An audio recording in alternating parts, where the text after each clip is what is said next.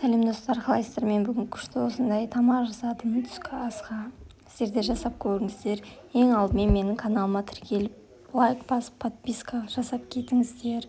Өйткені жасаймын деп осылай далада отырған кезде тауықтарды кетіп бара жатқан көріп біреуін ұстап алдым да ыстық қайнап тұрған суды үстіне құйып жақсылап осылай тазалап алдым.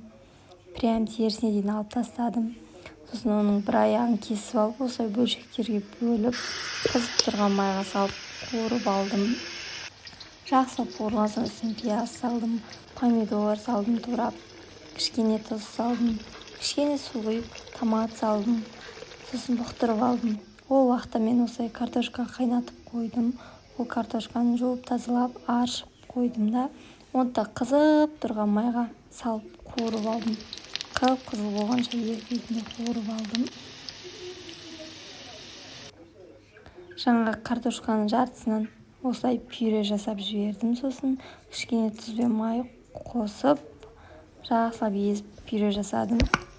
Ал ол пюренің жартысынан мен котлет жасай жібердім. Тура осы пюрені алып, жұмыртқаға айландырып қуырып аласыздар.